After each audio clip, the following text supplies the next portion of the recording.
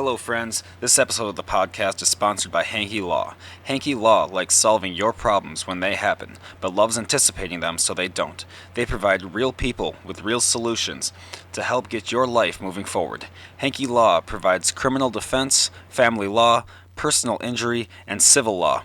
Listen, the legal system can be intimidating and scary. If you find yourself in the legal system, it's important to have lawyers who can explain the process, navigate the legal system, and protect your rights. Hanky Law's experienced attorneys use their knowledge to skillfully defend their clients. Maybe your family is needing representation during a stressful or emotional event. Hanky Law can help. Hanky Law is comprised of Blake and Kelsey Hanky with a family of their own, so you can trust they understand the value of keeping the best interests of you, your finances, your future, and the long-term interests of your children in mind. If you are needing legal help in North Dakota or Minnesota, go to hankyjustice.com or call 701-746-4529. Hanky Law, counselors and attorneys at law.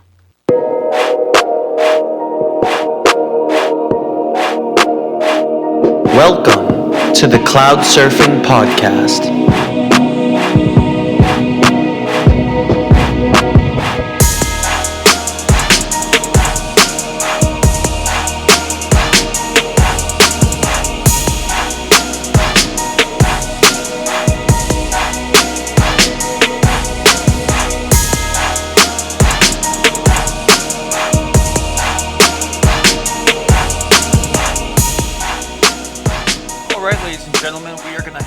Our very special guest on here in just a minute. Let me go ahead and get him loaded up here on Zoom, and I'll be right back. Hang tight.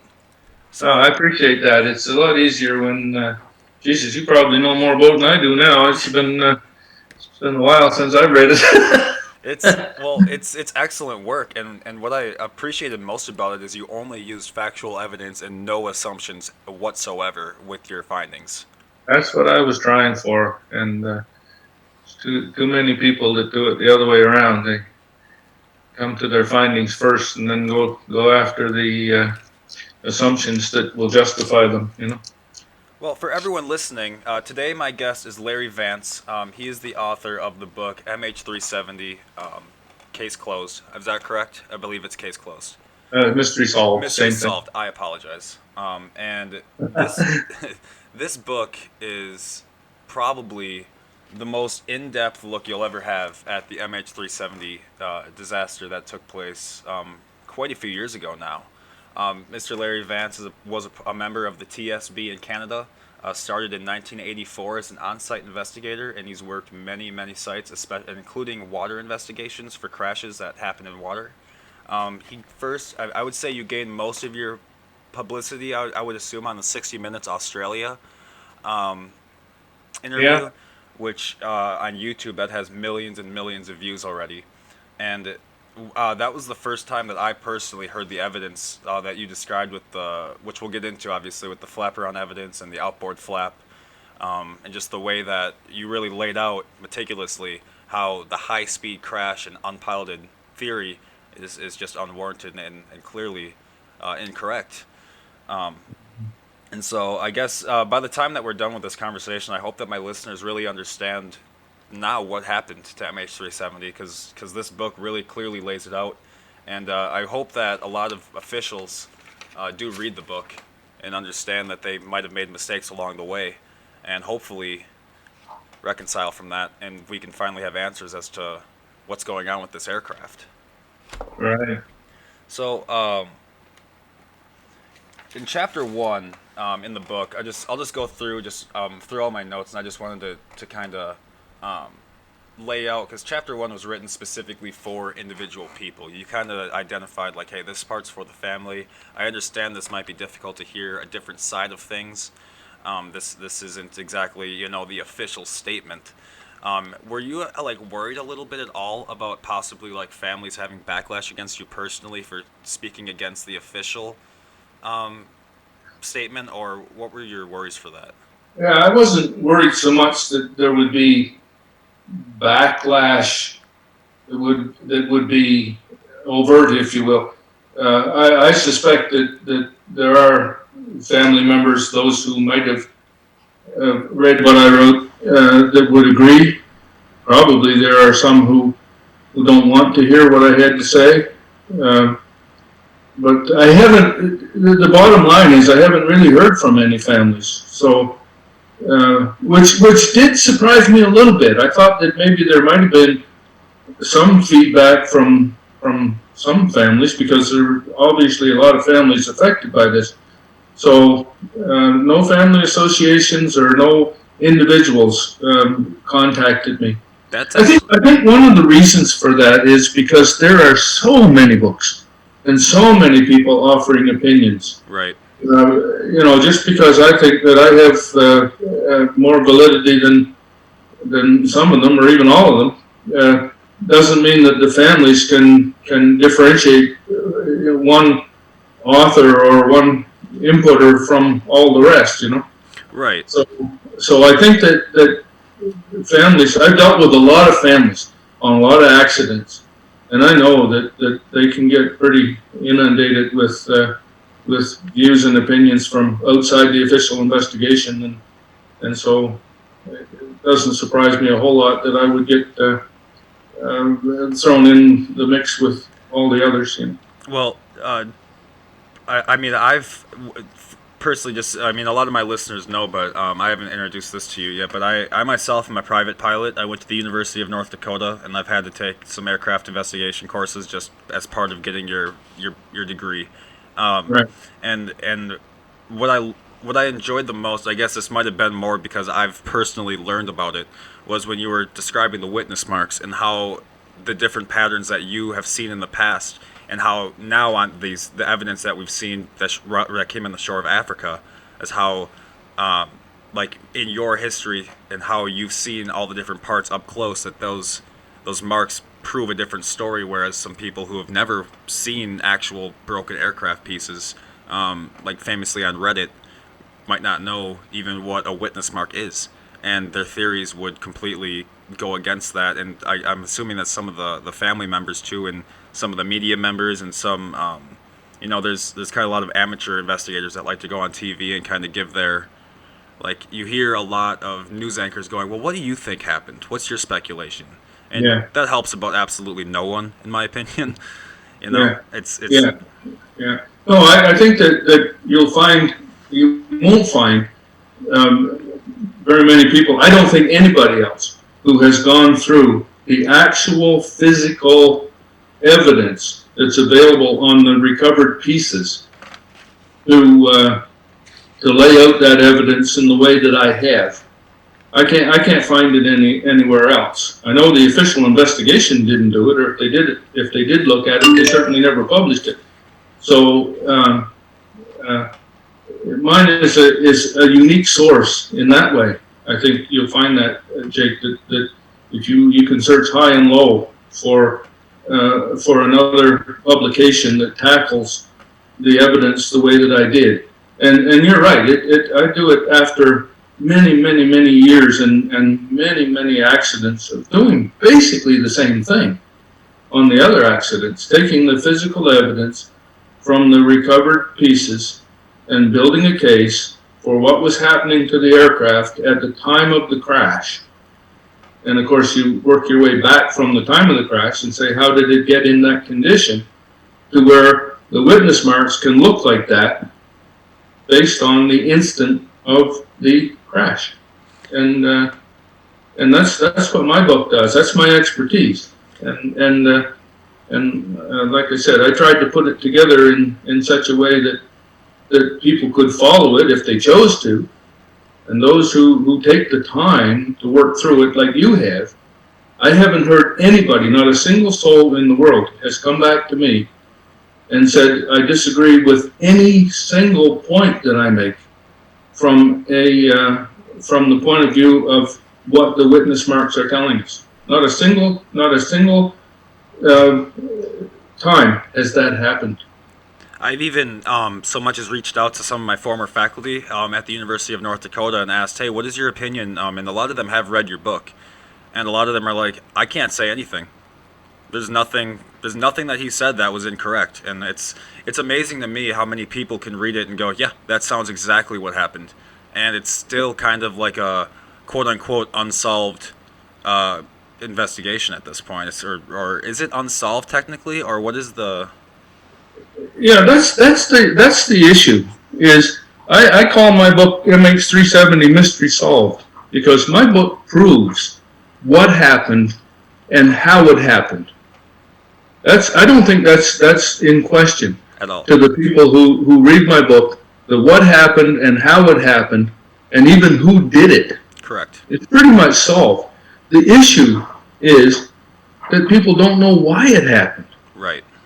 And the problem is that those people who can't figure out why the pilot did what he did translate that into we don't know what happened. But in fact, we do know what happened. There is no mystery as to what happened, and there is no mystery as to who done it. And again, people tend to translate that, and I've even had people say to me, well, that couldn't have happened that way because I can't figure out why the pilot would do it. They say, well, wait a minute, it did happen that way. That doesn't work. Yeah, it doesn't make any sense that somebody could say that bend or that scratch or that puncture can't exist because I don't know why the pilot would do that. Right. Well, it's like saying, well, I don't believe that the Earth is round because I can't see the roundness of it. Right. Exactly. Yeah. It's so when people say this is still the greatest mystery, if you look at it from that one narrow element, right, that is, why would the pilot do this? Well, that's still a mystery. But the fact is that he did it, and that's not a mystery. So to me, the mystery's solved. If you could take almost any event that's a catastrophic action taken by an individual who's no longer with us, and you could never figure out why they did what they did. If somebody takes a gun and shoots a bunch of people and then themselves, or they blow up a bomb in themselves and kill a whole bunch of people. You say, why did they do that? Well, unless they left a note saying precisely why they did it, well, who knows? You'll never know. What's in the mind of somebody who does something like that? Well, especially here in my city here in Las Vegas, we had a very famous incident that a man by the name of Stephen Paddock shot up a concert here in town, and to this day the FBI says they still do not have a motive for why he did it. But the question isn't did he do it? We're fully aware that it happened. They just don't know why. So under that pretext, it would be like saying, well, we don't know why he did it, so this event just didn't occur. It's like, well, that's clearly not. Like it didn't occur, or it's still a great mystery how it happened, or that it happened even. Right. Those things don't mesh. So I don't know how we started into this, but that's been a kind of a consistent. The battle between the psychology side of it and the factual evidence side of it.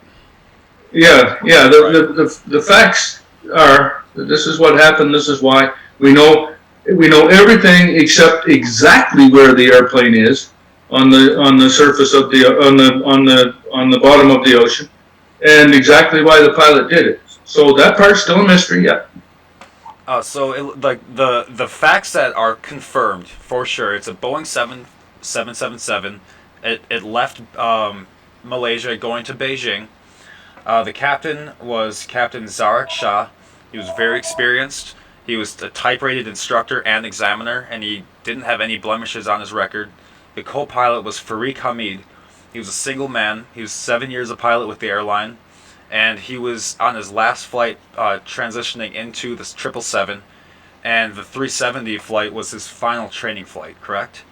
Mm-hmm. And so that's correct. After takeoff, the last thing that anyone heard was "Good night, Malaysian Airlines." "Good night, Malaysia 370" were the final words. Right. Within 2 minutes of that, someone somehow, and I'm just saying this right now, just in the way that we rolled out the events at the time. the ACARS, which is the satellite communications. For all my pilot friends know what an ACARS is, but that communicates with satellite technology, and the transponder communicates with radar technology on a tower. And the airplane completely blacked out at about 20 minutes after takeoff. Is that correct? Was it 20? Yeah, it disappeared. It disappeared like 37 minutes, was it, into the flight? 27 minutes into the flight, yep. Yeah, whatever. And it was going along. By and large, it was on the radar screens of air traffic control. It went for that length of time, and then right at the transition point between two air traffic control airspaces, Malaysia and what was it, Vietnam? Was it? No. The aircraft disappeared from radar, and of course the controller who was controlling it in the Malaysian airspace, he had said, "Okay, that's fine, it's gone." Right, the handoffs. And the guy who was anticipating it in Vietnam, the controller, he thought, well, he would know it was coming, I guess, in the back of his mind, but as soon as it crossed that boundary, the pilots would check in and say, "Here I am," and he would say, "Fine, off you go." And so when the transponder disappeared, the guy who was to receive it never noticed that it disappeared because he wasn't controlling it, and the guy who had just finished controlling it didn't notice because it was gone from him. So the pilot, and we're going to say, we don't know which pilot it was, but let's say for the sake of conversation here that it was the captain. It's easier than to keep saying one pilot or the other. Let's just say for now, even though we don't know for 100% certainty, let's say it was the captain who did it. Okay. So the captain, in my analysis, it was the captain took the transponder switch and turned it off. And he also turned off ACARS. But that's what made the aircraft disappear right at that point. And it's significant that it happened right at that particular point, because that's where he could do that without drawing any attention to himself. Right. And what that immediately makes me think of, the second I heard that, is like, oh, well, this has got to be a premeditated event then, because that, as a pilot, those types of things aren't just like, I've never accidentally just fell into the wrong place at the wrong time and everything wrong happened as a pilot, because a lot of the regulations are built for that. It's really hard to disappear as an aircraft. You've got to know exactly what you're doing to disappear that airplane. Yeah, and it's especially hard to disappear a 777 type airplane, because that airplane has such redundancy. There are very, very few things that would cause the transponder to disappear from radar accidentally, because there's, first of all, there's more than one transponder, and second of all, each of the two transponders is fed by so many different sources, that for both of those to disappear, to go unserviceable at exactly the same time, and all the redundancies not work, that's in that specific handoff window, especially.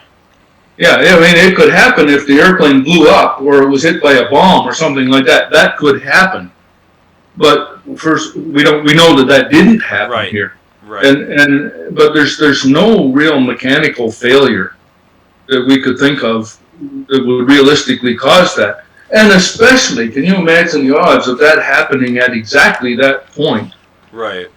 Where the airplane needed to disappear. Right. It's almost impossible, if not impossible. Yeah, it's the odds of that are slim to none. And so, like you, when I heard that, the very first thing I thought, well, geez, that doesn't make any sense. That I guess it would make sense only if parts were falling from the sky, all over that exact spot. Right. Someone's like, I've got the landing gear in my couch right now. Right. Exactly. The plane wouldn't be disappeared at that spot without people seeing that it's gone or falling. Yeah. Exactly. Yeah, an explosion, and then parts hitting the ground, and people would start finding parts and pieces all over the place. Yeah, no, so that didn't happen. But then, of course, as you well know, the airplane then turned, very aggressively turned. Right. And it turned and it was figured out later on, it turned at such a bank angle that it couldn't be done by the autopilot. It was turned Manually. under the control of a pilot who had to force it to turn at that rate of bank. Steep bank angle. The steep bank angle that the autopilot simply can't do. So somebody took over the control manually and made an aggressive turn, and then they rolled it out on a heading and proceeded on a track that took them exactly along the boundary of the airspace between those two countries, so that neither country would be alerted in their air traffic control system or even in their military systems that some unknown aircraft was transversing their territory. It was done to keep the aircraft hidden from there, and it was done intentionally. Even though it wasn't on electronic radar with the transponder, the pilot would know that military radars, especially military radars, could track like they did during the Second World War. They could track it that way, where the radar sends out a signal, it actually paints the airplane and sends back a signal. Bounces back. There'd be no electronic information back and forth, but there would be an alert that there was an aircraft wandering around, and so he stayed right on the border, right where he wouldn't attract attention from either of those countries. So in the book, it said he did remain visible on a few military radars along the way. Was that discovered? One thing I couldn't. Was that discovered afterwards, or was that discovered at the time? Yeah, that was only discovered afterwards, because if he had headed to some military base without a transponder on, then somebody would be monitoring for that, but they wouldn't be monitoring for an aircraft that's traveling along the border. Right. Without a transponder. That's it's no threat to them, so they wouldn't monitor that. So the answer to your question is that was only discovered a few days later, and it was discovered because that's all recorded. That radar is recorded. Okay. So they didn't discover it real time. They went back and looked at all the recordings and said, "Holy smokes! Look at this. Here's an airplane traveling this way, this way, this way." And so that was only discovered later on. I should have made that more clear in the book. Well, I believe it. It's just with so much. Sometimes it's hard for me to fully comprehend everything. I try. Well, I thought I had made it clear, but I didn't want to embarrass you. I apologize for that.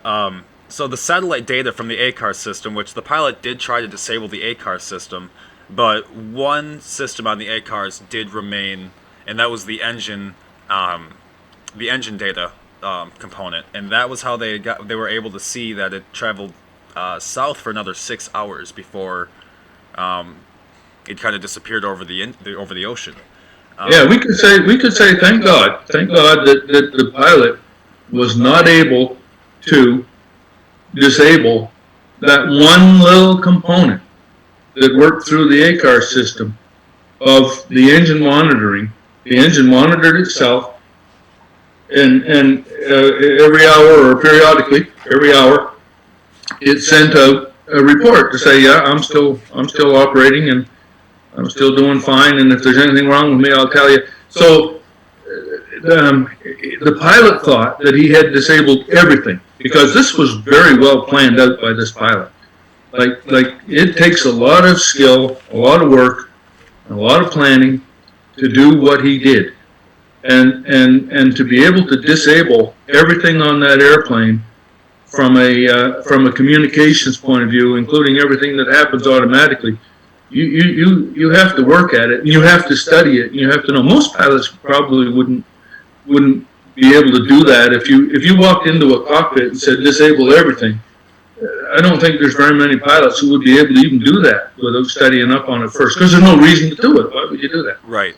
So this guy had it all figured out how he was going to do it, but thankfully he didn't disable that, and so every hour this airplane sent a ping or a handshake. But everybody who's interested in this probably knows the terms pings and handshakes, and so it sent this signal to a satellite, and the satellite, of course, sent it back to a ground station, and people who are very, very clever were able to take those signals and translate them into a rough track that told them that this airplane went, in the end, south to the southern Indian Ocean. And it took them a huge amount of work and a lot of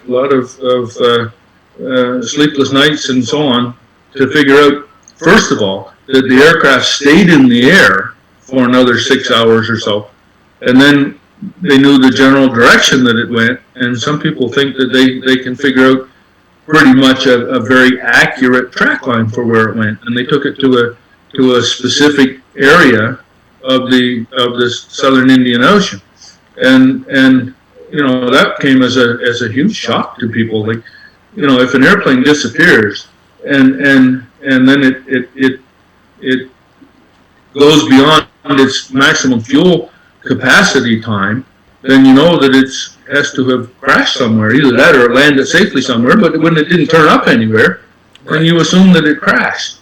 And I think for the first little while, most everybody assumed that it crashed. They even started searching in the waters and so on, close to the area where they last knew where it was. Something catastrophic must have happened to it. Right. And so it's not on the land somewhere, or we'd probably find it by now. So it must be in the ocean. So where are we going to search? Well, we're going to search the ocean. And they started looking. They found no oil slicks or floating debris or anything. So this is a great mystery. And if it hadn't have been for the fact that this pilot was not able to disable that one electronic signal from the engines, then by and large it would have disappeared like magic, never to be seen again. But then they figured out, as you read in the book, and that no, it didn't go straight down, and it didn't. It stayed in flight for another 6 hours, and eventually, here's where it went during those 6 hours. It flew way out into the ocean where nobody could find it. That's what happened. It's I think the hardest part for people to understand is that a person would be willing to take a full 777 and do an ocean ditch intentionally. And a ditching in the ocean doesn't mean that he did a high-speed crash. It means that he intentionally brought it down over the water. And here we'll get into the physical evidence that proves as to how we know that it wasn't a high-speed crash and how we know it definitely was a controlled descent over the water. Specifically because only 20 pieces total were ever recovered from this aircraft. And anyone who's seen an aircraft that crashes in the water, it's like a puzzle pieces just blown up all over the place. There'd be personal belongings going up to shore. There'd be seat cushions. There'd be definitely more aircraft pieces because they're made out of honeycombs and they float more. And the only real pieces of debris that were able to show exactly what was going on was the flaperon and the outboard flap next to the flaperon. Those are the main pieces that you can get information from. But if you study all the pieces, all 20 pieces, you can get information from each of them. Some of them you can get information from by the fact that there's no real information available from them. Only where they came from on the airplane you can you can weave it together. The reason that I felt like I had to write a book, Jake, was because I would get into interviews and even that 60 Minutes show in Australia and so on. And it's so frustrating to have this great wealth of evidence, information and evidence available in my head that's almost impossible to translate, even in a podcast like yours where you have quite a long length of time. Most interviews that I get to do are 5 minutes or 7 minutes. Right. On the 60 Minutes show, I might have talked for a total 10 minutes in that whole thing. And even then we weren't talking about my evidence. They basically wanted a setup where you're talking back and forth and almost like arguing. Yeah. To make it more entertaining. What I have to say is kind of dry in a lot of ways. If I go into each of the individual, I don't find it dry, and you find it fascinating. I know I can tell by looking at it. But and so hopefully so will your listeners. But the fact is that some people think that talking about how a particular piece of metal is bent or twisted or damaged is not really all that exciting as compared to what do you think happened? Was it a fire or aliens? So Right. so the reason I wrote a book was so that I could get all of this evidence down to where I could then talk to somebody like yourself who educates yourself and say, let's talk about real evidence here. Let's talk about what the small parts and pieces and scratches and dents are telling us. Physical evidence. These are the laws of physics that we're talking about. Right. This is not just shooting in the dark. This is real stuff that can be interpreted, and if you know how to interpret it, then you can draw the story out of it. Well, and that's the most fascinating part about your whole book is that it's pure information and pure factual evidence. So like what I find interesting the most is especially during your 60 Minutes interview when you were discussing the evidence just shortly with some of the other people on that board that they had you up with. It was almost like they just were listening to respond and not even listening to understand the evidence that you were giving them. You know why? Is because that show originally was set up through a man named Ross Coulthard, who was a big TV personality down in Australia, and Ross knew the evidence because he and I talked about it at length. But before that show went to air, not too long before that, Ross got replaced. He didn't get his contract renewed, so that 60 Minutes episode was supposed to correspond with the release of my book, which it did in the end. But it was supposed to talk about the evidence in my book. That's why I was supposed to go to Australia to reveal the evidence in my book and launch the book and everything. It would be great for everybody. But then when Ross left, the producers changed it into a show where it was to be a panel discussion.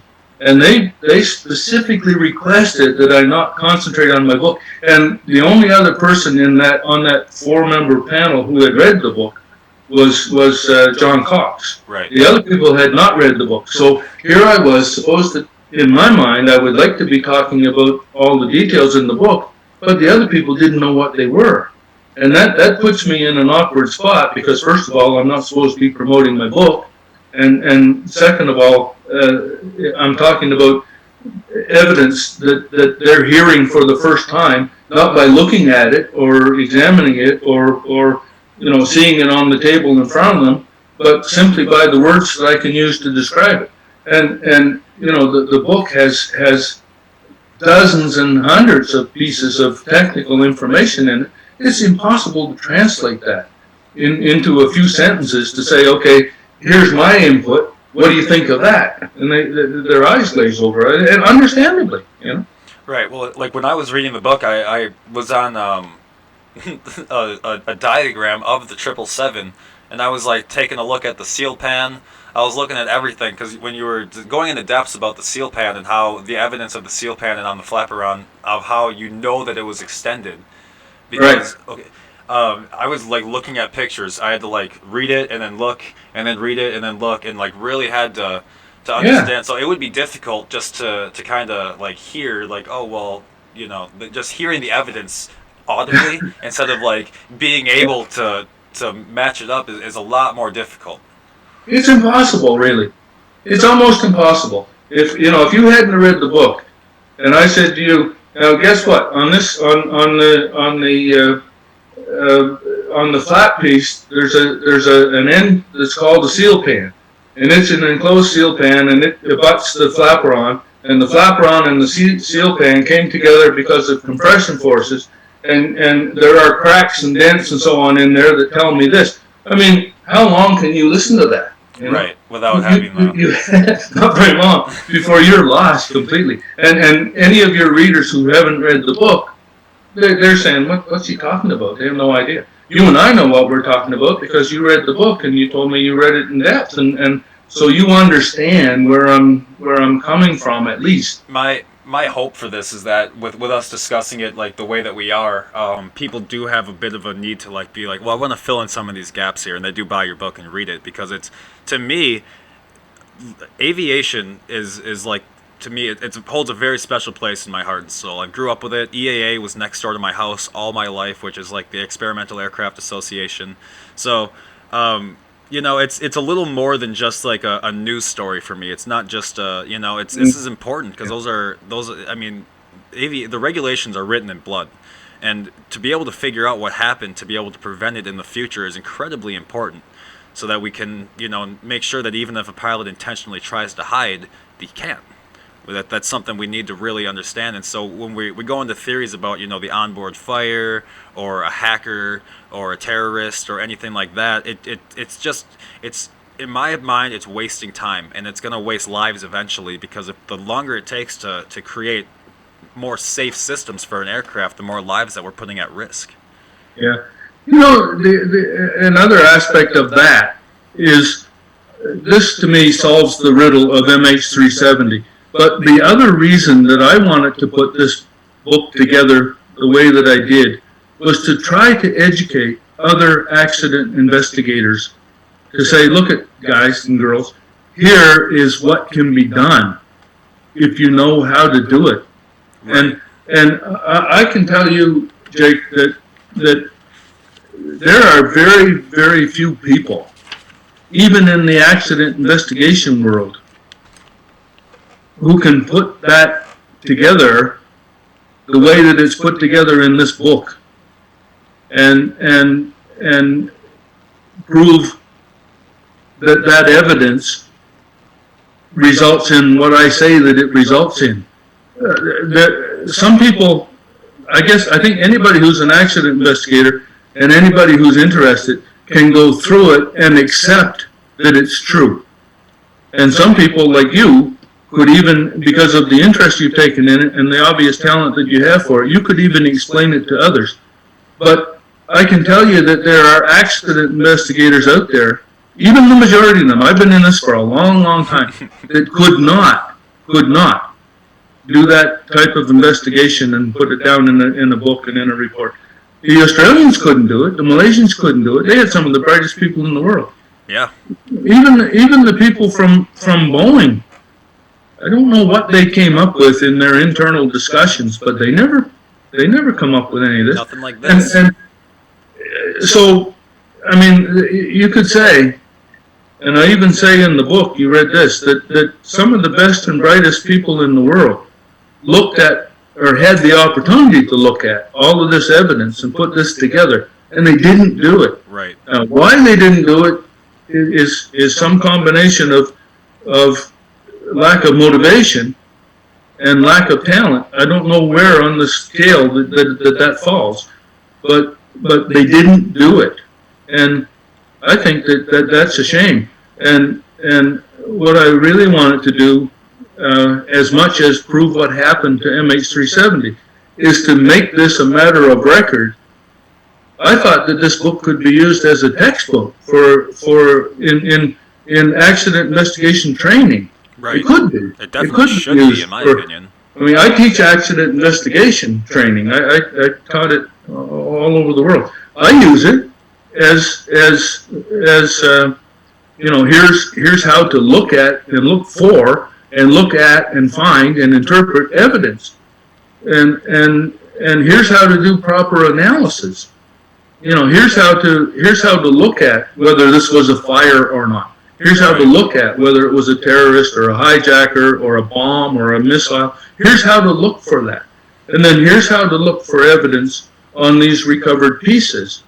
And here's how to document it. And here's how to put it together. It's just not one piece. You've got to put, if you have 20 pieces for a puzzle, you look at each of them individually, but eventually you start putting them where they belong and you build a story out of it, you know? Right.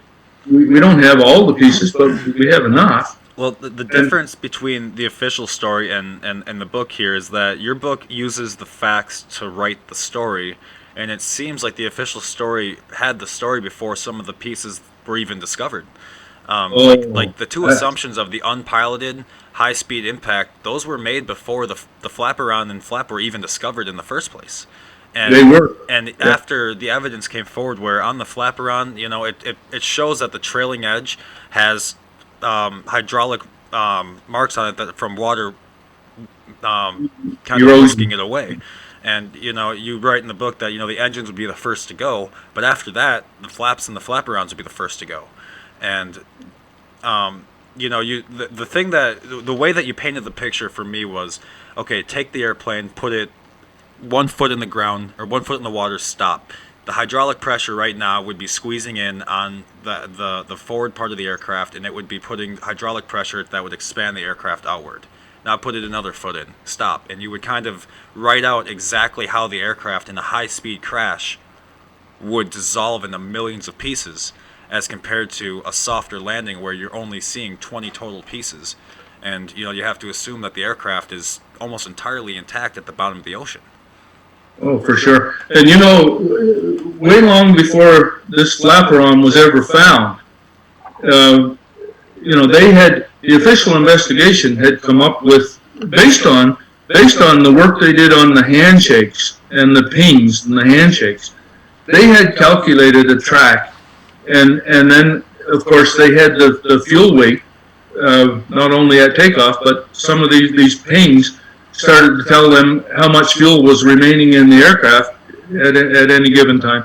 And they figured out when the aircraft would run out of fuel. And so therefore, if they had the basic track line based on the pings, and they knew the spot where it would run out of fuel, and then they asked Boeing to say what would happen to the aircraft if it ran out of fuel and nobody was there to fly it. And not surprisingly, it would go into an uncontrolled dive and a spiral and hit the ground at high speed. So they had that assumption in their heads, and they even figured out a descent rate and everything. Oh my God, you can't do that. With the information they have, you can't do that. Anyway, nevertheless, that's what they went with. And of course, they started spending huge amounts of money to go out and search the area where they had calculated that the wreckage would be. Now, when we're looking, before the flaperon is ever found, and I'm saying, oh, here a minute. I worked on Swiss Air 111, and maybe some of your viewers listeners will remember Swiss Air 111. It was an MD-11 that crashed off the coast of Nova Scotia here in Canada, and that aircraft hit at high speed into the water. And it exploded from the inside out, as you explained, into 2 million pieces. And we recovered over 98% of that airplane, and we counted those friggin' pieces. And well, we didn't count them all, but what we did was we put them in boxes, big drywall, cardboard boxes, and we counted the pieces in a few boxes to see how many pieces would be in each box. And we multiplied that by 700 because we had 700 of these great big boxes full of that stuff, and we figured that we had 2 million pieces. And this, if MH370 had a crash the same way, or even more violently, nose down, right, then we would have had 2 million pieces. In Swiss Air 111, we recovered over 15,000 pounds of floating debris. They would have had 15,000 pounds or more of floating debris. Much of it would have stayed floating, and within a year, it would have made its way all over the place. right. Like, it would be scattered by the winds and the tides and the swells, and a lot of it would have ended up on the east coast of Africa. So when we're saying, hold on here, nobody in the ocean has come upon these 15,000 pounds made up of thousands and thousands of pieces. Nobody has found any of that. It doesn't look like that happened at all. And so we're kind of starting with that, and then we're saying that might not have happened. But then the flaperon showed up, and I looked at that on television. I mean, everybody saw it. They said, and I looked at a piece that didn't look anything like it could have gone through the type of crash that Swiss Air 111 went through. And if you want to look at more crashes. Look at some of the ones that have happened more recently. The 737 that crashed at high speed. Geez, you saw the pieces of that. How many? Almost any piece at all you could hold in one hand. Right.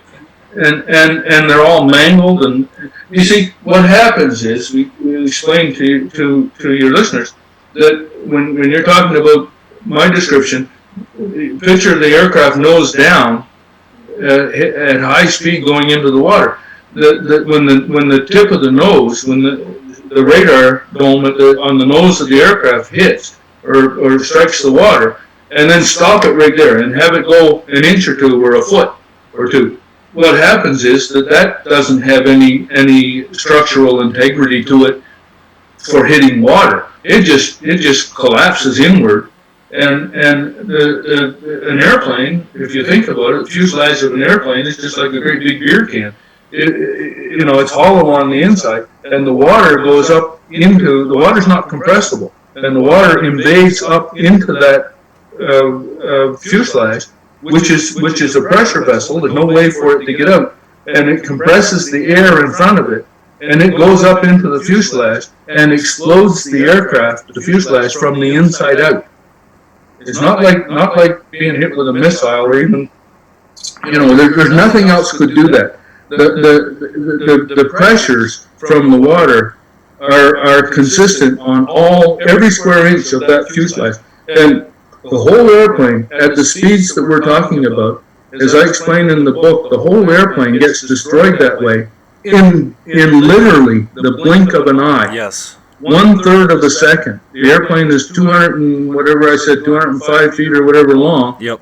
You figure out how many feet per second that it's traveling at. The nose of the aircraft is going to be followed by the tail of the aircraft at the surface of the ocean in 1/3 of a second. It takes 1/3 of a second to blink your eye. Right. That's how fast that airplane was destroyed. And not only was the fuselage destroyed that way, but the wings get destroyed that way because they hit within a milliseconds after the nose, and the water invades into those. Those are empty vessels also, and the water invades from the front of them to the back of them and explodes them. Same thing with the flap and the flaperon on the back of those wings. They would be destroyed, and you wouldn't have a piece that looks, in wreckage terms, the flaperon is basically pristine, except for the part at the back of it that's eaten away. The whole front surface of it, the aerodynamic shape of it is there. The top is there, the bottom is there, the leading edge is there. It's all pristine, and that would not be possible in a high-speed dive like they're talking about. So I never even had to look at the erosion at the back of it to know that didn't go through a high-speed crash. Okay. And then you go through and look at, well, wait a minute now, the whole back end of that is all eaten away. You say, well, Jesus, how could that happen? I mean, the airplane didn't hit the water backing up. So the fact is that it couldn't happen that way if the flap was up, because it would be streamlined into the back of the wing, and there would be no force that could erode that away. But if you take the flaps and extend them all the way down, now, and you put the aircraft in a ditching attitude, where it's virtually the same as it would be if you're landing on a runway. The nose is up a little bit and the tail is down a little bit, and the flaps are hanging down, but you have the wheels up. One of the first things that's going to hit, if not the first thing that's going to hit, is going to be the trailing edge of those flaps. And you take an airplane going at 130 or 40 knots, and you start dragging those little, the trailing edge of those flaperons through the water, it just eats them up. Right. And that's pretty obvious. And so, you take, if you're me and you have that experience behind you, and the people I work with too, like Terry Heaslip and Elaine Summers, and these people are Terry's brilliant, Elaine, they're brilliant people. And we start talking about this and say, well, Jesus, it takes what, 20 seconds to say that airplane never went through a high speed. It went through a ditching. And then you move that along to say, well, how could it be ditched? Well, the airplane can't ditch itself. Right. The flaps can't get down by themselves after 6 hours of flying. Right. So this airplane was ditched by somebody. And it wasn't one of the passengers who ditched it. No, they wouldn't be capable of doing that. Right. No. The only person who could ditch it would be a pilot.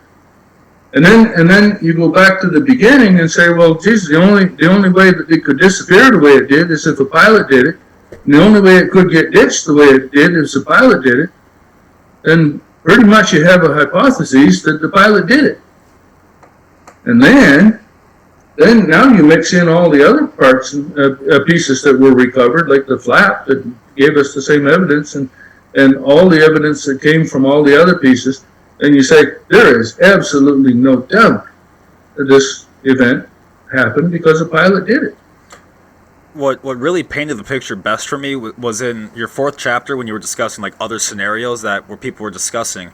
And you were like, well, let's just put this in a grid where on the left side of the grid we have fact A, fact B, fact C. And then on the top we have like a fire, terrorism, a pilot action, snakes, anything else on the top. Yeah, exactly. Yeah. And then you just put X's through each fact on every scenario. And then whichever one has all of them is your most likely scenario. And the only one that can line up all of them is if a pilot deliberately made the decision to make MH370 disappear that day.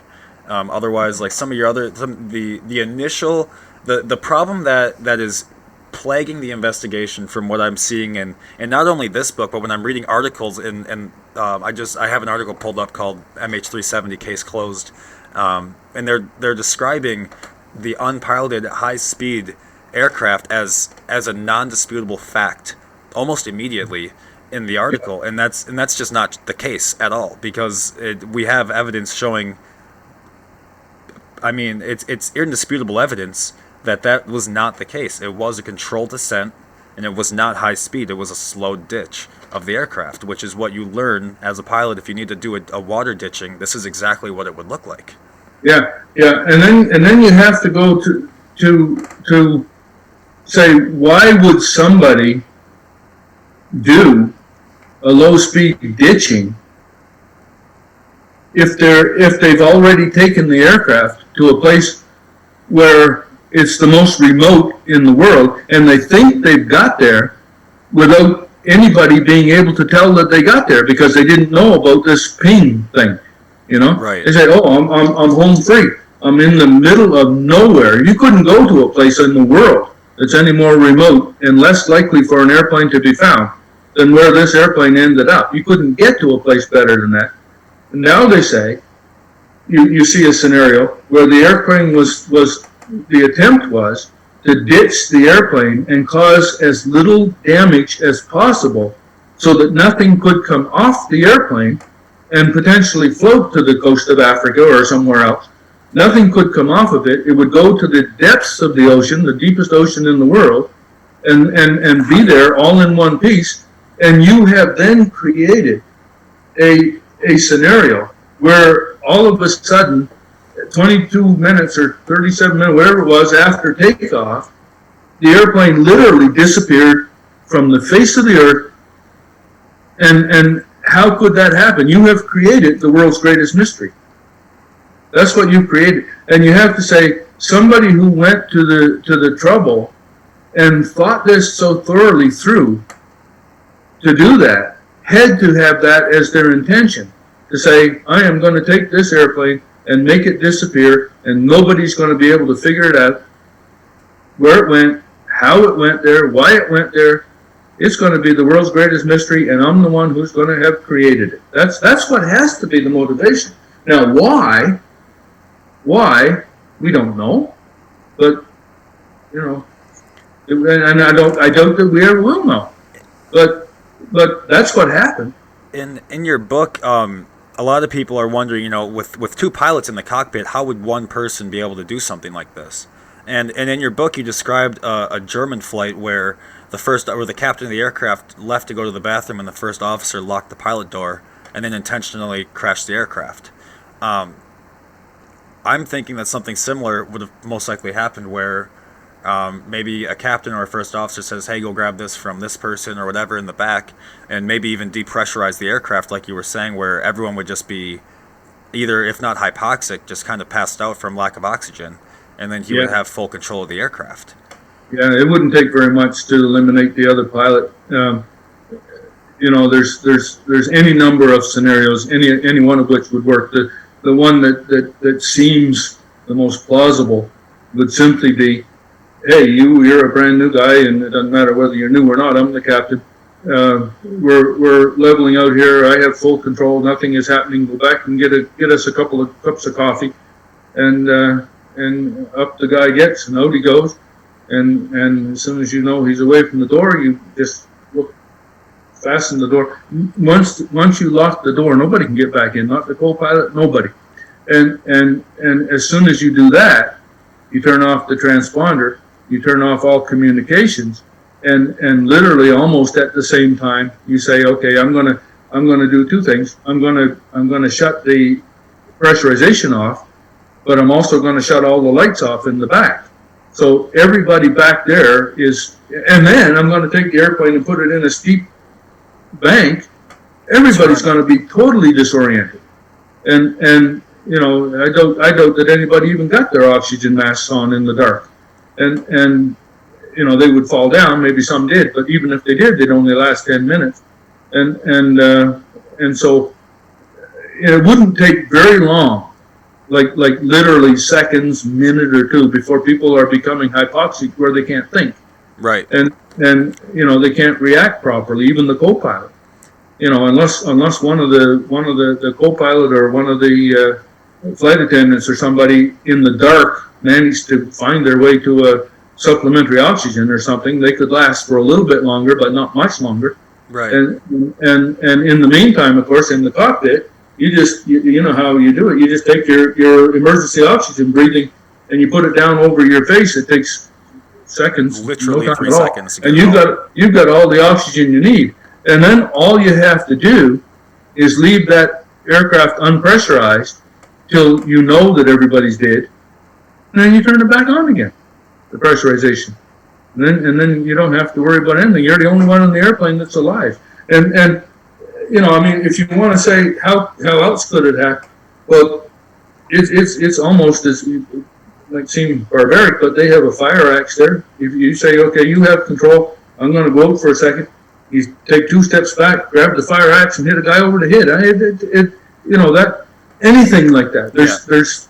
It's just there's an unlimited amount of possibilities as to how a pilot could overtake the other pilot and gain complete control of a cockpit. Oh, for sure. That's what happened. Now, how it happened, again, we don't know for sure. We never will know. I guess maybe we would know if they found the airplane and managed to have a look and see if there's only one pilot in there and the door's locked.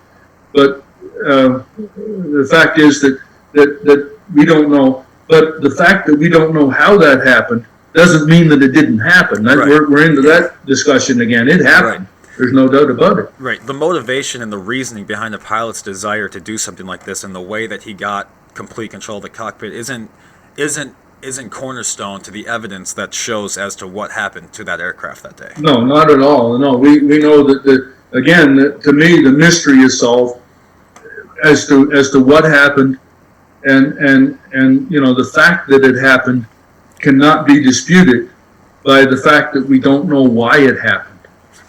Yeah. One thing, something I want to bring up is a lot of people have been thinking, this could have been a hijack and brought to a place and landed and hid. This could have been an electronic hijacking, either by going into the electronic bay or by remote hacking. I just want to, real quick, with the remote hacking one, I myself am a huge computer advocate. I love InfoSec. I love computers. That theory is absolutely garbage. There is absolutely no way a person on the ground can take complete control of an aircraft remotely and do what they did with that aircraft. It's impossible. It's not going to happen. And I would challenge anyone in InfoSec to try to give me a reason as to how that would work. Because it's not a Tesla vehicle. Yeah. I mean, they can't even make it happen with a Tesla vehicle, right? And reliably. So the fact is that no, there's that is complete what could I call it, bunk. Yeah, it's garbage. Yeah. It's It's garbage, and you can't even do it. Like some people think that I've heard the thing that somebody got down in the E&E bay, the electronic bay, and somehow plugged a magical computer in and took control of it. No, it's a maintenance bay. No. As far as I know. Pardon me. But but you see, all of those things. When I'm in my book, writing my book, I try to approach it from the point of view of somebody who actually believes that, and I leave out to start with the fact that this aircraft was ditched on the ocean 6 hours later. Right. Which makes all of those things impossible by itself. Right. And I said why it would be impossible at the beginning, and then I think I bring in the fact that, and by the way, that this airplane was flown in a controlled ditching at the end, and you tell me how a remote control operator would be able to put the flaps down on an airplane to start with, yeah. and then fly it for 6 hours and then ditch it very carefully on the ocean surface. I mean, come on. That's the background checks on everyone on that aircraft. There's no one with background in aviation who was a passenger. The only people on that aircraft who would know how to do what happened to that airplane would be the pilot or co-pilot. Those are the only options. There is no one else. Yeah. No, the only thing that I guess the hardest thing to convince people of is this scenario where somebody got into the cockpit and forced the pilots to do what they did. Right. That's the odds of that are pretty much zero also, but that's probably the hardest one to explain to people who can't follow the evidence. Definitely. They'll cling to that. And say, right. You see, here's what's the most difficult. Somebody comes up with a scenario like that to me, and they say, I think that a hijacker got into that cockpit, and that's what happened to this airplane. Now, you proved to me that didn't happen. And I've got to the point now where, honestly, I just say to them, first, you go read my book. Exactly. And then come back to me and ask me the same question, if you still believe that that's what happened. Because in order for me to explain to them, first of all, I can't explain it to them in 60 seconds, in their 60-second attention span. Right. Which is about what these people have, is a 60-second or 6-second right. attention span, because they're going to believe what they're going to believe, regardless of what I tell them. Right. And I can tell you that in my experience, and I get lots and lots and lots of emails, you can only imagine, from all over the world, and somebody inevitably, like every day, but inevitably I'll get the same thing from somebody who says, I think this was a hijacking, tell me why it wasn't a hijacking. And I used to write a paragraph or two, just to be kind. I'm a kind guy. And now I've literally, honest to God, I've got to the point where I say, I have got to where I cannot engage with people on a subject like that without them first having read my book. Yep. And you know what happens? I never hear from them again. Right, because these people they're not truly interested in what happened. They're only interested in believing and promoting their theory. Right. And there are some ungodly theories. Oh my God. Yes, there are. They're conspiracy theorists and stuff like that. Holy Jesus. And when you're somebody who's into the business of facts and truth, and people come up with these things, and not only do they, and hey, they're welcome to their opinion, but I think that if you want to engage with somebody else, at the very least, you owe them the courtesy of understanding what the other side is trying to say. In other words, if you want to engage with me on whether or not this was a hijacking, go read my book, where I explain how it couldn't be a hijacking, and I explain what actually did happen, and then come back and engage, and I'll be more than willing to talk to the kookiest person in the world if they're actually coming back and saying, I don't believe that what you say because of this and this and this. Right. Then I'll engage. I will. But they better be engaged with me in saying, how could this compression force along the back of that wing have happened in your theory? Right. That's what the discussion has to be for me, or else it's meaningless. And just so everyone knows, that was from the right wing dipping down slightly and hitting the water before the left wing does. Yeah, it either dipped down or it went into a swell. Yeah. But definitely the right wing had to have made contact with the surface, and of course both wingtips can't contact at the same time. In the ditching, the right wing had to have led with dipping into the water, because there was a compression force, absolutely without question. You read the book to understand, but there was a compression force along the trailing edge of the right wing. And that happened, of course, because the aircraft was going forward, skimming the top of the water, and the right wingtip dug in, which is the same as saying, okay, you stop, but I'm going to keep going. Basically. Yeah. And the rest of the airplane keeps going, but the wing is forced back, if you will. Right. It's like if the airplane was sitting still and you ran into the wingtip with a semi-truck. Right. It would put compression along the trailing edge, back where the ailerons and the flaps are, and it would squeeze them together, and it would squeeze the trailing edge of the wing into the fuselage. That's what would happen. And that's what did happen, and the physical evidence points to that. It's absolutely clear, and again, I can't describe it to you in words, but you've read it. You saw in the book how those compression forces were there. You can't get those compression forces in a high-speed dive. They just can't happen, because in one blink of an eye, the fuselage is gone. The only way you get compression forces at the trailing edge of the right wing is if the right wing is actually attached to the fuselage. Right. You can't have the right wing attached to the fuselage if the fuselage is gone. Right. So that part alone, and in the book, as you have read, there are dozens of friggin' examples like that can't happen in a high-speed dive, and yet the official investigation still to this day clings to the high-speed dive scenario. I don't know how they can do it. Well, yeah. No, go ahead. I was going to say, what's frustrating to me is as someone who I don't really have a dog in the race, but what I do want is the truth to come out, because I don't know anyone who doesn't want the truth to come out except CNN or anyone who else kind of enjoys the ratings for the controversy. You know? Yeah, that seems to be the only. As long as it can keep going, then there's people who are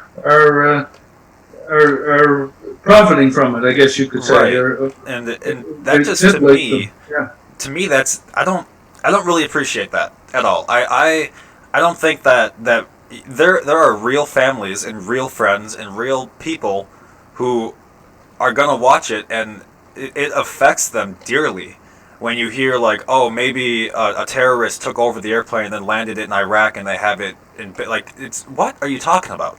Like, there's no evidence to support that, and all you're doing is hurting the families who are thinking that maybe their loved one is under some terrorist hostage scene now, and instead of trying to find out what actually happened to them. That part of it is the saddest.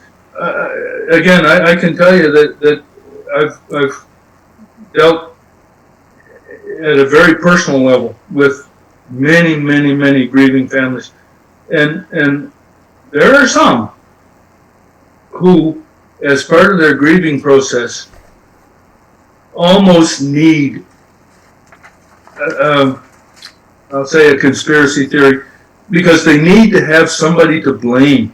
Yeah. They need to have, and not just an individual, they need to have an entity to focus their anger at. And that need pushes some people into the conspiracy or the big picture. This I need to have somebody to focus my anger on, or else I'm going to go screwy. And they'll cling to that, and they'll cling to that almost to the expense of accepting I've seen it. I saw it in Swiss Air. not very many, but there were some people who Jesus, if you didn't agree with them that so and so, such and such an entity killed their people with negligence, then they would turn on me, say, well, you're part of this, and then suddenly they think you're the shill that's getting paid off to somehow. Yeah, it didn't go. I shouldn't have used Swiss Air because it didn't go quite that far on that. But there are cases where that happens, and when I was doing that work, I was a civil servant, and if you think if you ever want to be a target, be a civil servant. It's no matter how ethical you are, you're automatically part of the enemy in some people's minds. So, that's how these things stay alive. And the other part is what we talked about earlier, Jake. The fact is that there are people who profit from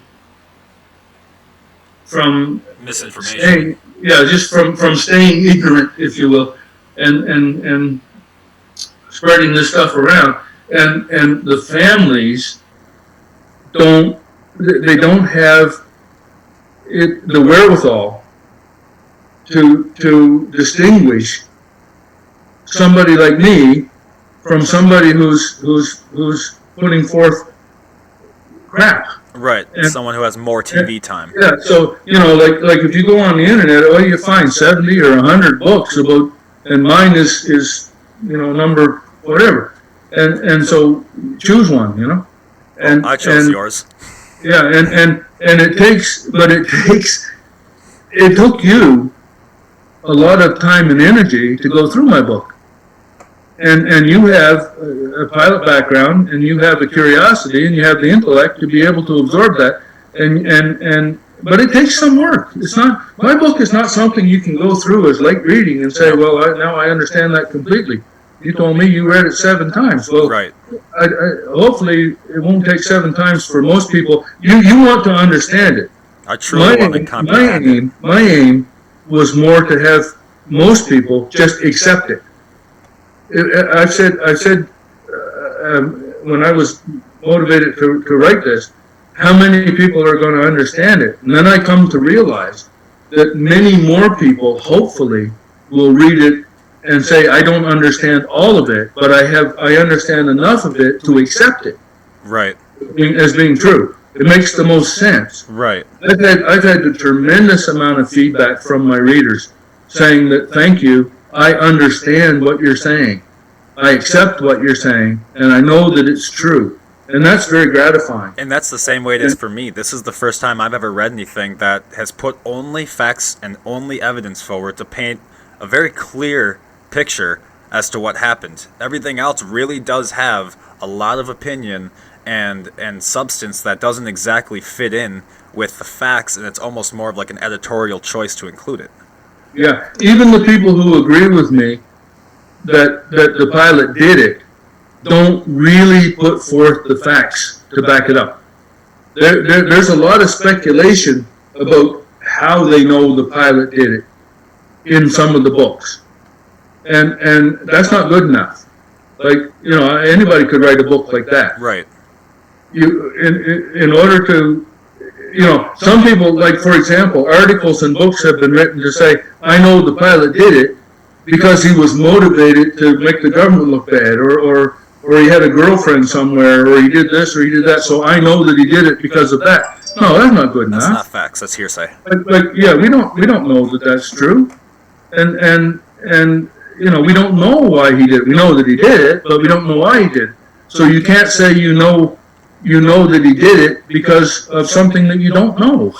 Right. So, but my book is not like that, and that's why I hope that through these conversations and podcasts like yours, that I can get to a little bit wider audience to say, you know what, this is something that if you truly are interested in what happened, and not just curious to the point where you follow, everybody else's opinion, and pick the one you like best. If you're truly interested in what happened, then get a hold of my book and tell me where I'm wrong, and compare it to the other books that are out there that are like we just described. Right. The ones that if you see a book that talks about there was a fire on board, just dismiss it. Don't even read it. There's a lot of stuff in those books. A lot of people who write those books, Jesus, they're clever, and no, not that they're trying to lie. They're not. But they have a lot of information about the airplane took off at this time and it flew on this route and it did this and it did that, and there's books that are written that have to do and scientific articles. I've read them about what the pings mean and what the track line was and all the rest of it, and trying to figure out exactly where the airplane went. These are smart people. I'm not saying dismiss them, but if they're talking about something like this happened because of a fire or a shoot down or a missile or a hijack or an intervention of some kind, or the airplane is in Russia somewhere or Uzbekistan, put them down. They're not worth reading. Right. And if you want to read them as a fiction book, but if you really are interested in what happened, then read my book and then compare that to the others. And I totally agree. I challenge people to come back and tell me that somebody else is right and I'm wrong. I would challenge people to do the same thing, because I have yet to find a single piece. And as I was going through, I was. And it's not that I wasn't believing you, but I was like going through all the evidence that you're putting forward and making sure, like, yes, this is exactly what. And I'm not an investigator. I'm not going to independently say I can verify everything because I don't exactly know everything. But I have yet to find anything that you've said that was incorrect or that wasn't literally written in the official investigation. All these pieces seem to come from information that they also have as official investigators, and the information that would kind of cancel out their theory seems to be conveniently left out of the official investigation, although they have that piece of evidence under their investigation somewhere else. They just aren't including it in the statement, and it's almost like they're contradicting themselves on their own evidence, and it's weird to see. Yeah, it's I find it very disappointing. I honestly, I thought that when these guys saw the evidence in my book, that they would go, boom, hit their forehead and say, Jesus, either we never saw that or the jig is up. We have to, something would happen that they would come out. And I tried before I wrote the damn book, the book. I tried before I wrote the book to get to the official investigation through Ross Coulthart in Australia and other sources that I had. And I said, look, guys, did you look at this and did you look at that? This is what it means. And so, well, I tell you, I was not well received and almost attacked and dismissed. And I thought, well, wait a minute. I thought that I was part of you guys. I mean, I was in the government for 34 years as an investigator. I did more investigations than most of them put together. And Terry Heaslip, the guy I relied on for a lot of this stuff as backup in Elaine. Jesus, we probably got 150 years doing this as a team. And so we're not small players. Not at all. And I tried. I didn't want to write the book. I mean, it took me 15 months full time to write the friggin' book. And I got other things to do. I'm still a working man. And the fact is that I was 69, 70 years old when I wrote that book. And I thought, Jesus, if I don't get this down, if I don't put this down like I would in an official report, or in this case in a book, it's going to disappear forever. Yeah. Like if I died and this is still in my head, I don't think that would be a good service because it wasn't going to come from anywhere else. This stuff is not going to come from anywhere else, and I'm very pleased with myself and proud of myself that I took the time and we had the talent to put that all down And if somebody disagrees with it, that's fine. But at least it's recorded, and you won't find it anywhere else. At all. No, Anywhere. not anywhere else. And one thing is for sure, the official investigation is not going to change their minds and come up with it. They have no motivation to do that. They spent tens of millions of dollars searching for wreckage based on their theory that was incorrect. I mean, it's as simple as that. And I think it would be embarrassing, more than embarrassing, for them to now come out and say, well, you know, we did that. They would either have to say we either did that deliberately or we did that through incompetence, one or the other. Right. You know, how would you like to be the person standing on the podium, at the podium, saying, you know, we're either corrupt or ignorant? That's not going to happen. Right. And you know, I don't accuse them of either. What I accuse them, I guess, of, well, to a certain extent, I accuse them of being incapable when they should have been capable. Right. I don't accuse them of intentional. They intentionally avoided my book. I can say that without a doubt. They intentionally avoided my book. I have yet to hear from anybody in the official investigation that to come back and say, we disagree with your analysis because you're wrong here and here and here and here. They put out an analysis that's just dog poop. Yep. And the fact is that they used the same evidence, or a little bit of the same evidence that I used, and got it exactly backwards. Like they said that the physical evidence showed that the flaps were up. And that's not all I it look shows. at that and say, how? Well, you know, you read the evidence. But see, they never had my book when they wrote that. Right.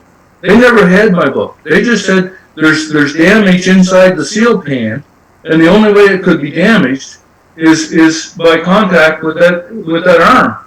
Right. And that's true, except for they didn't go through all the analysis to figure out how that damage happened. They just said because it was in there, the flaps were up. No. Right. And I'm not going to try to explain that all with words to your listeners. This is exactly why I wrote the book. Right. And I think my listeners do need to read this book. And it is on audiobook too. If you don't like reading, you can listen to it. It is available on audio. It is not quite as powerful on audiobook because the photographs aren't in the audiobook, Right. obviously. Right. You would have to go to my website and come up with the photographs. And even the photographs in the book, you can only put them in black and white, which is unfortunate because if you go to the ATSB website or to my website and you'd find the photographs, but you'd have to look them up. Oh, but the high definition photographs that are available on my website, or at least I think they're still there. Yep, I believe they are. Yeah, Jesus, that's irrefutable. I mean, you can see it in the black and whites in the book, but if you really want to study it, if you really have an interest, Color it, look at it for real. Yeah. And if you're an accident investigator, or you want to be, you could spend a long time studying that book and studying how witness evidence is analyzed and how. Like you mentioned that table where it says the possibilities across the top and the evidence across the top and whatever it is, the table that says all the check marks have to be there. Yep. I know investigators personally who don't ever try a method like that. They don't have methods like that. Shit, they have checklists to say what to do, but it's, from an analysis point of view, you just wing it, and I don't know. I don't understand that. It seems that investigators are becoming a little more reliant on electronic signaling and less on what the physical evidence is showing. And what happened? Yeah, what happened on this investigation? And again, as explained in the book, is that very early on, the focus, the main thrust of the investigation, was the analysis of the pings and the handshakes and trying to figure out the track, which is understandable. I mean, they had to have a place to go search for wreckage. Right. If they weren't going to go search for wreckage, then it would have been a political and a disaster. I mean, the families would have said, "What are you doing?" You know? Right. Especially when they found out that they had these things and handshakes. They had to do something. I don't blame them. I don't even blame them for searching in the wrong spot. I say that in the book. Yeah. I mean, they had to do something. Right. Jeez, it wouldn't have been. It wouldn't have been ethical not to go look to do nothing. For just to say, well, we throw up our hands and say we don't care where the airplane went. We don't care what happened. You can't do that. No. So they had to do that. They based it on wrong assumptions, but they had to do that. But so I don't blame them for that. I forget where I was going with this. Gone out of my head. I was going to make a point, and now I don't know what it is. That's okay. Maybe you'll probably think of as we're going on. I just have a couple more things here, quick. There was a criminal investigation alongside the safety investigation, but the criminal investigation was shut down early. And as you said, the criminal investigation involved like Interpol, the FBI, multiple agencies were involved in this, and they use outside sources, maybe even such as yourself at the time, that they could have used to help build a case and to help maybe shine a light on a different side of it. But they shut it down and let the safety investigator continue. Why would they close the criminal investigation side of it? Well, that's a good question, and I think that had to be political. I know the point I was trying to make, and I would like to go back to it and make it. Absolutely. The focus of the investigation was on the looking at the handshakes and all that technical side. And the people who were doing that were brilliant people. They absolutely did spectacular work. But the problem with having brilliant people in the room is that they take over. They take over the energy, they take over where's this investigation going? And the poor little people like me who are there trying to say, well, wait a minute, this is not quite that sophisticated, just have a look at this scratch on this wing part. They get drowned out and cast aside. And that's what happened to this investigation. I don't think they put any energy into doing that at all.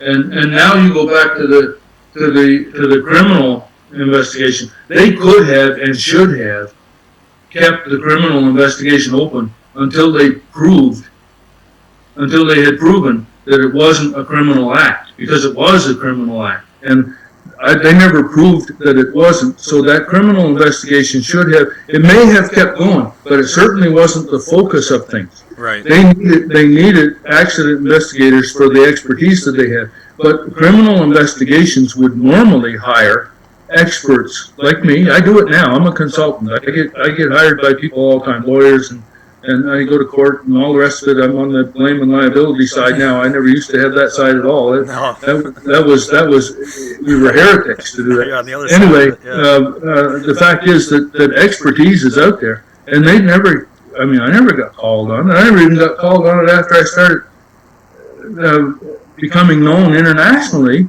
and my views were out there. I thought, well, maybe one of these people will call me up, and I'll tell them, here, I'll work with you, sure. Right. Yeah, that's no problem. The call never came. And I think that was political. I think that and I don't know how it was political, but it was political. It wasn't. I don't think it was a tactical decision to say that guy doesn't know what he's talking about, or there's not an investigator out there who we could hire that has any talent to do this. They're not available. That's not true. There's people around. But it had to be a political decision, maybe to do with the politics of Malaysia or relations between Malaysia and Australia or something like that. I won't try and get too deep into it because I don't know. But it was a political decision. What are the odds that maybe somebody already, like one of the investigators inside the official investigation, discovered this and brought it up, and they were like, hey, shh, don't talk about that? What are the odds of something like that happening? It's possible. I haven't heard from anybody. Okay. Even on the QT. If I did, I would tell you. I haven't heard from anybody who says that this was brought up. I simply don't think. I think that they simply didn't have the motivation and talent to go into it and do it properly. And in their defense, I don't know how many people are around anymore who could do that. Yeah. It's true. It's unfortunate, but It's very unfortunate. It seems but true. It's true. I we're kind of a dying breed, I think. Terry Heaslip and Elaine and me, we're getting old. And see, we used to have to do investigations, and lots of them, when they didn't even have flight data recorders, and they had cockpit voice recorders, and they had rudimentary data recorders, but we did a lot of light airplanes where they had no data recorders. Still, a lot of light airplanes don't have any data recorders.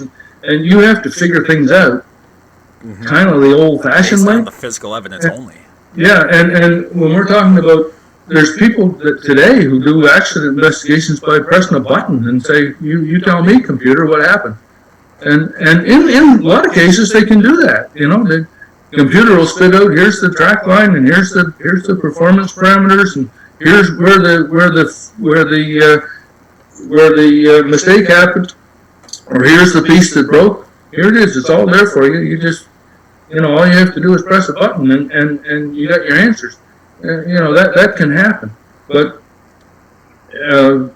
there are so many cases where evidence, these people aren't being forced into looking at evidence in an analytical way and in a physics way. And Jesus, I had people say to me, this airplane had to have been in a high-speed descent because the computer is telling us this. And I say, how the hell does that trump the fact that this witness mark happened, and it can't, and the physics tells me that it can only happen this way? Now you tell me that the laws of computer language trump the laws of physics. Yeah. It just doesn't make any sense At all. And so they say, well, basically, it's like that argument we started with. That scratch cannot be there because the computer tells me that it couldn't be there. And he said, but there it is. But it's right here. It's right here, right in front of you. Mm-hmm. You tell me how that could happen, except for the fact that there was compression along the trailing edge of the wing. And you tell me how compression along the trailing edge of the wing can happen in a high-speed dive. It just doesn't compute. So you've got this computer analysis or computer spit out defying the laws of physics, and they accept the computer. And I said, well, wait a minute. I don't know how that can be. Doesn't work at all. Yeah, it's and weird. if the computer said that the sun's not going to come up tomorrow, and you see the sun, you can't say, well, that sun can't be there because the computer said it wasn't going to rise. Right. You can't do that. No. And it's almost as simple as that. It is as simple as that, in my opinion, and especially because at UND, our aircraft, we have the ability to use complete autopilot. We don't need to do weight and balance because the computer can do it for us. We can do all that, but we're not allowed to. We have to do our own. Our weight and balance and everything is first handwritten and then verified by a computer. And even then, in the aircraft, our handwritten weight and balance is king over the computer generated stuff. And that is, I feel like it should be kind of expanded out towards other professions too, where the hands-on physical evidence and the hands-on physical part of it should be the primary number one, and then the computer should be your backup to verify and confirm. Yeah, and I've done accidents more than a few where the computer has said something that's way out of whack. And the pilots, like weight and balance is a good example. We had one in Halifax. Anyway, 747 took off. The computer said, here's the weight and balance. It didn't make any sense. The aircraft crashed on takeoff because the weight and balance, the center of gravity was way out. And if you just look at it and say, well, that doesn't make any sense, just the way you talked about it. If you had just done it manually, you would know that, wait, that doesn't make any sense. Something's not but when the computer spits it out, it instantly accepted as fact. Even when you're supposed to double check it, you double check it by looking at it with your eyes glazed over, because the computer has never made a mistake for 10 years and is not going to make a mistake today. So yeah, that makes sense. Shine it off and away you go and crash. It's it's just, do you think that there ever will be a time when the official investigation like recognizes what actually happened to this aircraft? Do you think it's going to be like a private expedition like that finds it, that they're like, hey, found it, it's actually over here, and then they're like, okay, well, I guess maybe it is. Like, what do you think might happen with that? I don't know. There's some people, some very credible people like Simon Hardy and some others who have figured out reasonable. They've done reasonable calculations to show that the aircraft is probably 30 nautical miles or so, or 50 nautical miles south of where they searched, based on the fact that the aircraft was not in an uncontrolled descent.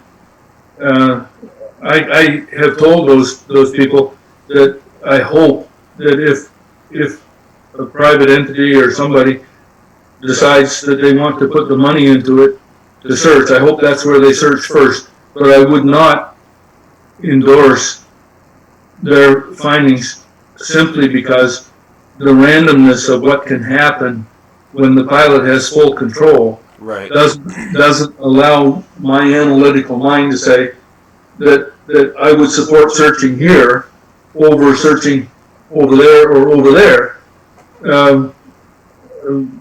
Based on assumptions that I can't confirm. So I hope that they would search there first. I wouldn't want to be in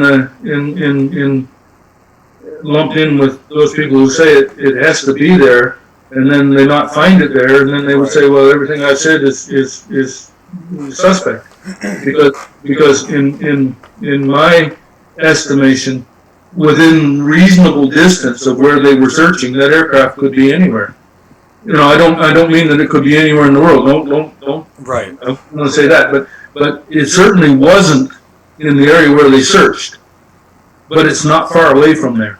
But the issue is that it's a huge place to search, no matter how you look at it. They searched, I forget how many square kilometers, but it was huge, and they searched it by the square inch, and they were looking for a huge. This is the other thing. They were looking for a great big huge wreckage field on the bottom. In 8,000 or 12,000 feet of water, the airplane would have gone down in their scenario. The aircraft would have gone down in 2 million pieces, and the spread would have been gigantic on the bottom. It wouldn't have been one pile like it was on Swiss Air 111. But the other thing is, among the tens of thousands of pieces of floating debris, those would have started to sink over time as they became waterlogged and so on, and that would put the spread of wreckage on the bottom over a very, very wide area. They never even came upon one piece. So you could say that if their scenario was correct, they weren't even close. I could say that their scenario was not correct, so they are close. And the reason I can say that is because the aircraft is if it's not all in one piece, it's in 2, 3, or 4 pieces, all in the same area. Like the engines were knocked off for sure. So, there's at least 2 engines and a fuselage. I think that the right wing was knocked off, so that makes 4 pieces. I think that a chunk of the tail came off, and that makes 5 pieces. But anyway, but what they were searching for alone should have told them that they weren't even close to the right area, because even if they would have surely found one piece of the floating debris that floated 10 miles away, Yeah, of or 20 miles away. And they never found even one piece, and that by logic alone tells you that following their own scenario, they weren't even close. They were a lot closer than they think they were, because they were actually only, like we said, only looking for a couple of pieces. So, but it's disappointing, very disappointing that the international community didn't come up with a better effort on MH370. I think that it's time to have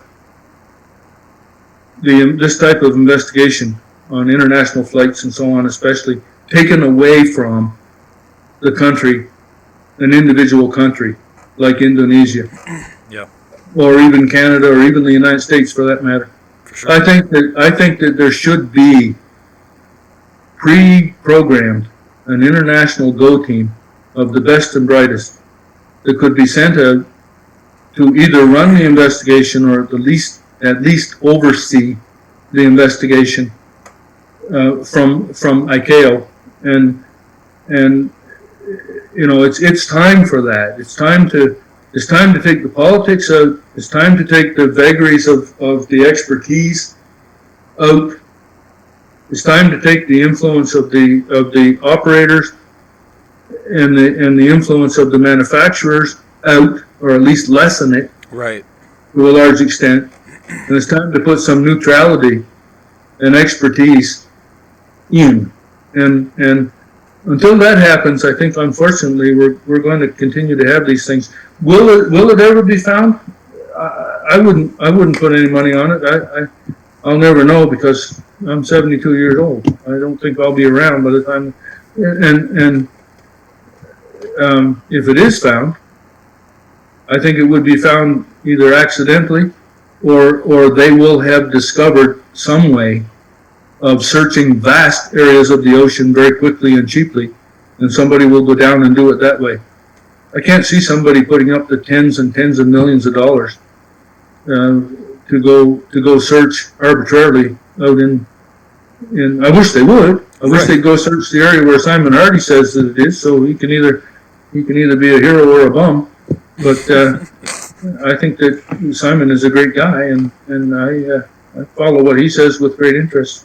So, but I don't know. I wouldn't put any stock in it being found in any reasonable length of time. Well, Larry, I think you're a brilliant individual, and I think you look like you're not 6 or 72. I think you're like 58, in my opinion. Well, So you look like some of my friends' dads right now. You look pretty good for your age. Well, I tried to stay healthy. Hey, can I tell you about my other book? Absolutely. Which I think people should read. Absolutely. And this is it here. Pieces. You can see it. Your listeners can't see it. It's called Picking Through the Pieces, the life story of an aircraft accident investigator. I think that if people want to know about accident investigation, that this is the book they should read. I think that the other one can be read by those who are particularly interested in MH370, and I think it should be read by accident investigators to get a lesson on how it's done. This book here talks about life as an accident investigator. It goes through any number of really quite interesting investigations, tells some stories, some funny stories. I put a lot of work into it. I think it's a good read. And I'll definitely get it. Yeah, if people want to understand the life of an accident investigator and how it's done, it talks in there about MH370 and how it was done, and why it was done, and so on. It answers a lot of questions, and I hope that over time people will that book will kind of take off a little bit and explain my motivations and how I got to be who I am, and how I got the expertise that I have, and who has helped along the way, and it explains a lot about interrelationships between companies like Boeing with the FAA that led to the 737 MAX accidents and various other accidents along the way. It talks about the Helios accident over in Greece. Oh yeah. And how they got that one so dead wrong, and it's still wrong. It's as bad as MH370 or worse. There's a lot of interesting things in it. So that, and I say that I don't say that to sell a lot of books. I don't make any money. I lose money on these books. But the fact is that I think it's a worthwhile read for those who are interested in aviation, and especially in accident investigation. And I'm going to go ahead and make sure I forward this on to my former professors at UND, who I still have very good contact with them, and I'll make sure that if they haven't read this yet, that they do soon, because this has been one of the most eye-opening books that I've read personally, and I've done classes, I've read a lot of books, been through a lot of seminars, and this is probably the most eye-opening and truthfully, factually only based evidence thing that I've had in my aviation career so far. I appreciate you saying that. It was a lot of work, and that's very gratifying to me. Well, I appreciate your time. Again, this is Larry Vance. If you guys want, his website is larryvance.com. And it's hdsaviation.com. Oh my gosh, are you serious? Yeah. What did I look at? I apologize for my hdsaviation.com. I apologize for that, sir. I wrote down something completely wrong. Are you on social media? HDS. Are you on? I'm sorry. No, HDS. It's Heaslip, Vance, and Summers. HVSaviation.com. HVSaviation.com. And that's excellent. And then, is there anywhere we can follow you on social media? No, because I don't go on social media. Because if I do, I'll get hijacked. So no, I don't do social media. No, that's smart man. Well, thank you so much for your time today. Again, I hope everyone reads your books, and I hope that this case finally brings closure to all the families. Thank you very much. It's been a pleasure talking to you. Thank you, sir. Have a great day. You too. Bye-bye now. Alrighty, what an excellent day, and I really much appreciate everyone for listening. Again, his books are on sale, and I very much recommend you go and listen to them. Thanks for listening. Have a great day.